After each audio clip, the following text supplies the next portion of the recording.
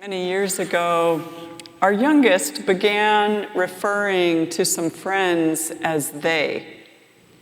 Every time we heard stories about one of them, we kept hearing the stories as though the stories were not just about the person, but about the person and others. Eventually, either Jeanette or I would say, "Wait, who else was there besides so-and-so?" You know how sometimes your kids look at you like you're losing it? That was the look. What do you mean? There wasn't anybody else there. And then our response, well then, why are you saying they? And then the explanation. That seems like forever ago, but it actually wasn't that long ago. And now we use the term they all the time, and we recognize the singular aspect of it and the importance of having a gender-neutral term for someone who is non-binary. The use of singular or plural pronouns can change the meaning, or at least many of the important details of a story. When we think about how the Bible was written, long before computers or typewriters or even ink as we know it, or even paper as we know it, it's mind-boggling to think that we would focus on any of the details at all, but we do. How have you always imagined Genesis was written anyway, now that we know it was written around 500 BCE? What is your mind picture of how the writing happened? In the Israel Museum in Jerusalem, there is an egg with Genesis chapter 1 written on it. Was that the first edition? Paper wasn't a thing, and maybe papyrus wasn't around at the time, and maybe there was an egg somewhere nearby. Despite the fact that the writing of the Hebrew and Christian scriptures was an incredibly messy process, we still make a great deal of meaning from these stories.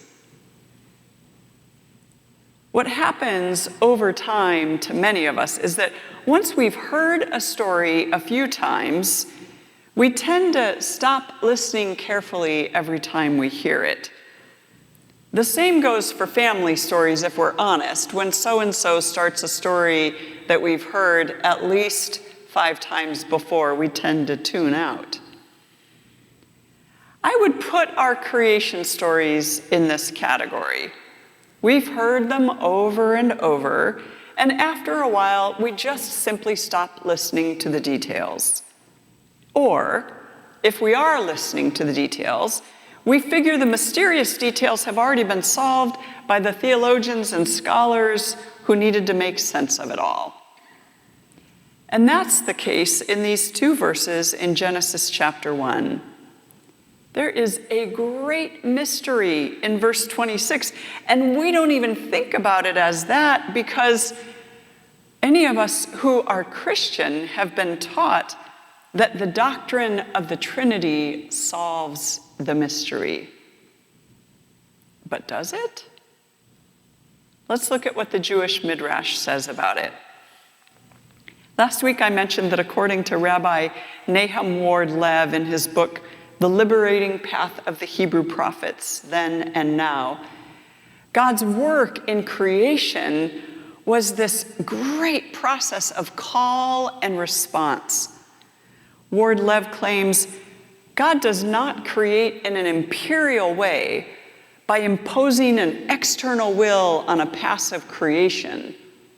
Rather, using the invitation of words, God animates the created world on a journey to liberate its potential, to respond as a human responds in dialogue. God calls out and thereby energizes the potential for transformation. Creation responds by bringing forth a new and more differentiated and interrelated order of being. To illustrate what he means by this, he refers to the chaos that we hear about in the very beginning of the story, and how God chose not to destroy it or overcome it, but instead invited life to come from it. Ward Love claims that every time God said, "Let there be," in the creation story, God is animating potential and liberating creation. In this way, we see the prophetic stream of liberation present right from the very beginning. On day 5, God does not independently create sea creatures, but empowers the water to swarm with living things. On day 6, God doesn't place cattle and crawling things on the earth, but God empowers the earth to bring forth all kinds of living creatures. This is important because it means God didn't actually create the cockroach, in case you were wondering. When God invites the water and the earth to bring forth the creatures, the same Hebrew phrase is used to portray the liberation of the Israelites from Egypt. Speaking to Moses, God says that God will send Moses to Pharaoh so that Moses can bring forth the people out of Egypt. It's the same kind of liberation. And what was the liberation of the people of Israel from Egypt, if not to realize their potential? Let's take a minute to catch up with why it matters. I want you to consider your earliest and perhaps long-standing images of God. Many of us have been taught and seem to think of God as outside of time and space and the earth. And so when we think of God in the act of creation, we think of God with a kind of wand that sort of imagines creation and just magically brings it all into being. We're given big theological words to describe the process. God is sovereign. God is omnipotent, all-powerful. God is the creator of all, and not one thing came into being without God. God is omniscient, all-knowing. There's only one God, and this God controls the world God created. In the days when the Hebrew scriptures were being written down, there were multitudes of gods being worshipped. And so part of the purpose of the writing was to establish the one God of the Israelites. The result of this kind of teaching and doctrine is that we imagine this all-powerful God exerting complete power over creation and all creatures. And then, because we're taught that humanity is the culmination of this creation, and in fact created in God's image, we think of ourselves as the next powerful and everything else being under us. It's a very imperial kind of mindset. Is it any wonder we've lost our way in the world, thinking that we're in charge of everything else, and that God is in charge of us? Imagine how this impacts our praying. We pray for the things that we want to be, thinking that God has a kind of wand to make it so. But that's not the real story of what's happening in this particular creation myth. This one gives us the picture of God who was co-creating throughout the whole process. God invited the light instead of just snapping fingers and forming the light. There was participation in the making of light. God said, then, let the earth bring forth grass, herb yielding seed, and the fruit tree yielding fruit, whose seed is in itself upon the earth, and it was so. And the earth brought forth grass and herb yielding seed after its kind, and God saw that it was good. God didn't magically bring these things into existence, but issued the invitation. Let the earth bring forth. And the earth did an amazing job. And then we're told that God saw that it was good. Lisa Sharon Harper, who I referenced last week, would argue that God didn't know what would come of the invitation. And so when God saw it and said it was good, that's actually God expressing delight at what came from the invitation. I love that idea. The earth responds by bringing forth all these things, and God says, wow, that was good. And that's actually an expression of delight. Finally, in verse 26, we come to the next part of this co-creative partnership with the world. God says, let us make Adam, humankind, in our image. Why is God using the plural? Who's the us? This is particularly strange when you consider that part of the purpose of this story is to establish that this one God has unparalleled power. Why take the risk that using the plural might suggest there are actually other gods? In the Midrash on Genesis, Rabbi Samuel B. Narman said, with whom did God take counsel? God took counsel with the works of each day, like a king who had a counselor, without whose knowledge the king did nothing. It seems the risk of suggesting there might be other gods was worth it in order to emphasize the idea that God did not decide alone to create humans and then impose them on this supposedly passive creation. Ward Lev claims, God took counsel with the creative world as an active companion in the creative process. God created the human in partnership with the works of each day. The knowledge or creative bent of each day flowed into the formation of the human. Earth and water, plant and animal each gave forth its potential in this act of creation. So while all of creation is the fruit of a dialogue between God and the created world, human beings are the outcome of the most inclusive and conscious form of this dialogue. But the use of the plural doesn't stop with let us make. It goes on to say, let us make humankind in our image. Who's our? Ward Lev claims the our has the same meaning as the let us, in that it refers to the fact that God is co-creating an active partnership with the creation.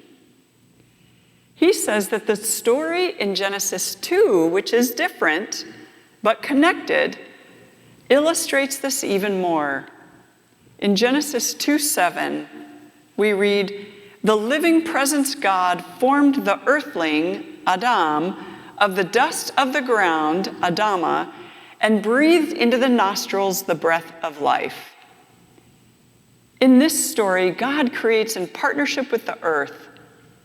Ward Lev says that an 11th century rabbi, Rabbi Rashi, highlights the significant role that the dust played in creating humans by saying that God created dust from the four corners of the earth so that the human would feel connected to all of the earth. Every part of the earth participated in creating the human. Why would this matter to us? What difference does it make to say that God created humans alone or God created humans in partnership? Let's go back to the beginning for a minute.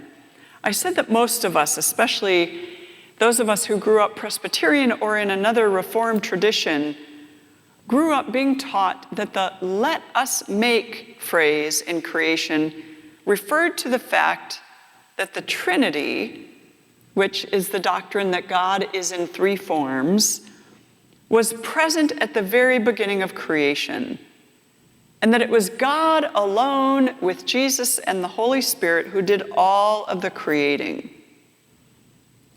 Why should we care if it was God alone as Trinity who created humankind, or if it was God in partnership with all of creation who co-created humankind as an act of liberation? We should care because our understanding of how and why we came into being affects how we are and who we are in the world. It's one thing to say that we were created as the culmination of all of creation and then imposed on creation by a God who decided to give us control of creation. It's quite another to say that we were made, that we were co-created by God and the world as an act of the liberation of potential of all of creation. Have you ever wondered why most of us become so separated from the rest of creation?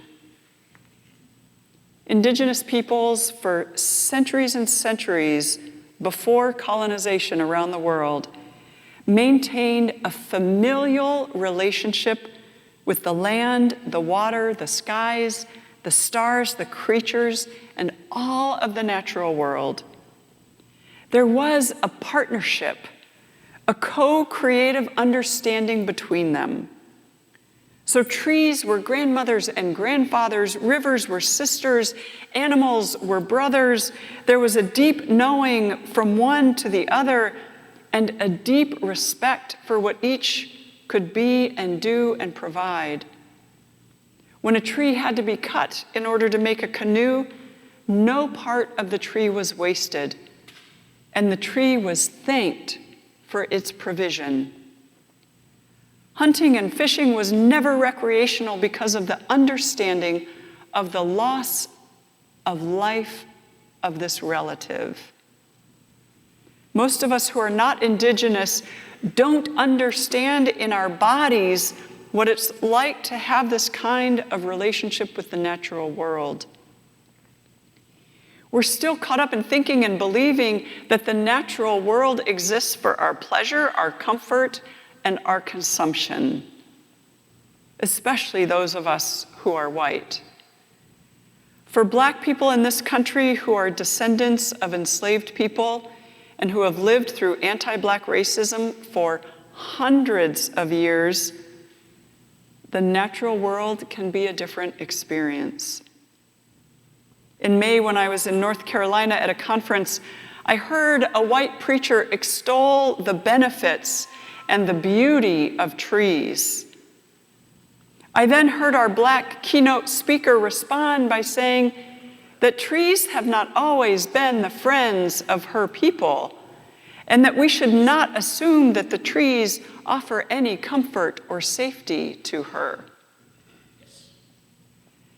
We're beginning to have the slightest understanding of relationship, but only because we keep hearing that if we continue to treat the land and water as we have been doing, we will die due to the consequences of climate destruction. But even this relationship is born out of a desire for survival rather than true relationship. So to reimagine our entire creation story and to understand who we are and why we are entirely differently is a difficult and an important invitation. It could change how we live the rest of our lives. When I was younger, I've told you before that we lived way out in the country in a very small town. in Central California. My best and only friend out where we lived was a year older than me. She was Cherokee by birth and had been adopted by a much older white couple who had also adopted a white child who was her older sister. When we were in the 4th and 5th grades, her parents were in their early 60s, and her mom died that year after suffering from cancer. She did not know her birth story, and she really wanted to know it. Her dad wasn't interested in helping her at the time. We went our separate ways in high school, and she eventually dropped out, and we lost track of each other. My family moved not long after that, and I was never able to find her again. I've often wondered if she ever found out her birth story and if it made a difference to her. Some of us know our family creation stories, and some of us don't. My family didn't talk much about our extended family and where we came from, and it turns out it was because of some secrets being kept. That's how it is for many families. When I finally learned some of the truth about my family creation story, I was able to put some pieces together that I hadn't been able to beforehand. So what happens when we hear this alternative creation story in Genesis? Does it help us put some pieces together? It does for me. While I will always relate to God in 3 forms, because I have relationship with the Spirit and I have relationship with Jesus, I don't actually care much about the doctrine of the Trinity. I know that probably sounds weird. I care more about the relationship than I do about the doctrine. What I do care about is this co-creative story of creation that makes much more sense in terms of what God has always been up to in the world and how elevated the natural world is in this process. What I do care about is the place of humanity in the natural world and how much more sense it makes that humanity is not the pinnacle of creation, but an act of co-creation born of and into relationship with the rest. What I do care about is the underlying liberating of the potential in all of it. If I'm not doing something that will enhance or contribute to the liberating of potential, I need to ask myself what I'm doing. Part of what drew me here to Chicago to serve with all of you is that the work you've been doing over all these years has been this co-creation, this liberating of potential. We call it justice work, and it's the same thing. When this church helped form the Lincoln Park Community Services overnight emergency shelter, it was for the liberating of potential. When this church voted eventually to give them permanent space in our lower level, despite the ire we knew we would get from the neighbors, it was for the liberating of potential. When this church fought for fair housing in the 60s, it was for the liberating of potential. When this church fought for the inclusion and affirmation of queer folks in church and in society, it was for the liberation of potential. As we continue on our path to dismantle white and Christian supremacy, it is for the liberation of potential. As I do work in our city on the Community Commission for Public Safety and Accountability, it is for the liberation of potential. As an entire people, we were brought forth in call and response, co-creatively, in order for us to join in this journey of liberation. Let us always walk in these ways. Amen.